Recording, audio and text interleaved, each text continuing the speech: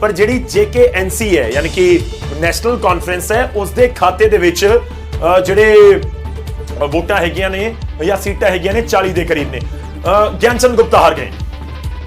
बड़ा झटका है ये बीजेपी के लिए, हैट्रिक लगा नहीं पाए ज्ञानचंद गुप्ता, स्पीकर हार चुके हैं।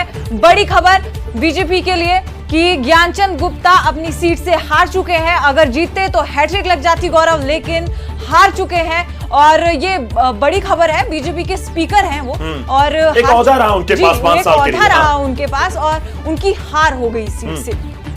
और काबिल गौर भी है कि बीजेपी ने ज्ञानचंद गुप्ता हारे ने और स्वेट तो ही प्रदीप अगर मैं बात करूं तो नेक टू नेक चल रहा था, 400 आगे 400 पीछे इस तरीके से हो रहा था।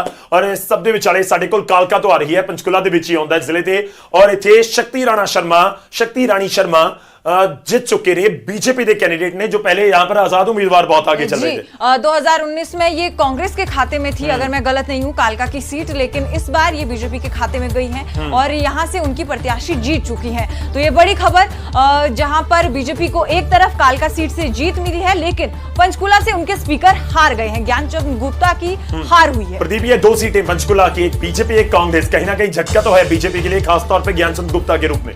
बिल्कुल, अगर व्यक्तिगत तौर पर ज्ञानचंद गुप्ता की बात की जाए तो बिल्कुल साफ नुकसान है, लेकिन पार्टी के हिसाब से देखें तो हम पहले कालका में कांग्रेस का विधायक था, तो अब वहां पे वापस बीजेपी को गई है, हिसाब बराबर हो गया। पंचकुला में ज्ञानचंद गुप्ता हार रहे हैं तो वहां पे प्रदीप चौधरी कांग्रेस के हार। मेरे को ये भी लग रहा है कि बीजेपी वाले इस समय ये भी सोच रहे होंगे कि ठीक है चलो ज्ञानचंद गुप्ता एक बड़ा नाम था, हार गए हैं, लेकिन जब नंबर की तरफ देखते हैं कि 51 हो चुके हैं तो ज्यादा असर नहीं हो रहा कि ठीक है हार जीत बनी हुई है, लेकिन कहीं ना कहीं ये है कि आपने एक बड़े चेहरे को हरा दिया। और मेरे को याद है पिछली बार के 2019 के चुनाव के नतीजों में बहुत सारे मंत्री हार गए थे, बहुत सारे मंत्री हार गए, 7-8 मंत्री हार गए थे, और उसका नतीजा ये था कि 40 सीटों पर जाकर रुक गई बीजेपी और जेजेपी की तरफ देखना पड़ा।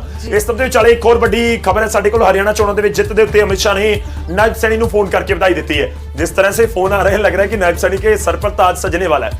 नड्डा जी का फोन आ गया, अमित शाह का फोन आ गया, तो कहीं ना कहीं नायब सैनी तो ये समझ रहे होंगे कि ये फोन ऐसे ही नहीं आ रहे, कोई ना कोई बात है इसलिए आ रहे हैं। जी ये बहुत ही साफ हो गया है, क्योंकि अगर आप मोहनलाल बड़ौली का जिक्र करें तो वो पहले ही सुबह ही न्यूज 18 के साथ बातचीत के दौरान ये साफ कर चुके हैं कि हम ऐलान कर चुके हैं कि नायब सिंह सैनी ही हमारे मुख्यमंत्री जो है वो आगे भी रहेंगे। तो जिस तरह से फोन आ रहे हैं, अमित शाह ने नायब सिंह सैनी को बधाई दी है, इससे पहले जेपी नड्डा बधाई दे चुके हैं, तो ये साफ होता है कि नायब सिंह सैनी ही मुख्यमंत्री पद पर बने रहेंगे। अनिल विज की नाराजगी चाहे जिस तरह की हो, वो जितने भी नाराज रहें, लेकिन ये साफ है कि मुख्यमंत्री का चेहरा बीजेपी हरियाणा में नहीं बदलेगी, नायब सिंह सैनी मुख्यमंत्री बने रहेंगे। और इस समय ਅਸੀਂ ब्रेकिंग अपने दर्शकों ਨੂੰ ਦਿਖਾ ਰਹੇ ਹਾਂ ਘਰੋਂਡਾ ਸੀਟ ਦੇ ਉੱਤੇ। ਇਸ ਸਮੇਂ ਜੋ ਜਾਣਕਾਰੀ ਜੋ ਪਹਿਲਾਂ ਵੀ ਅਸੀਂ ਜ਼ਿਕਰ ਕਰ ਰਹੇ ਸੀ ਕਿ ਕਰਨਾਲ ਜ਼ਿਲ੍ਹੇ ਦੇ ਵਿੱਚ ਪੈਂਦੀ ਹੈ ਔਰ ਇੱਥੇ ਬੀਜੇਪੀ ਦੇ ਉਮੀਦਵਾਰ ਜਿੱਤੇ ਨੇ ਸਿਰਫ 892 ਵੋਟਾਂ ਦੇ ਨਾਲ, ਔਰ ਉਸ ਤੋਂ ਬਾਅਦ ਉੱਥੇ ਹੰਗਾਮਾ ਹੋਇਆ, ਝੜਪ ਵਰਗੀ ਸਥਿਤੀ ਬਣ ਗਈ। ਪੁਲਿਸ ਮੌਜੂਦ ਸੀ ਪਹਿਲਾਂ ਤੋਂ ਹੀ ਤੇ ਇਸ ਵਿਚਾਲੇ ਵਿਵਾਦ ਡੂੰਘਾ ਹੁੰਦਾ ਨਜ਼ਰ ਆ ਰਿਹਾ ਹੈ। ਅਸੀਂ ਹੋਰ ਅਪਡੇਟ ਲਵਾਂਗੇ, ਆਪਣੇ ਸਹਿਯੋਗੀ ਸਾਡੇ ਜੁੜਨਗੇ।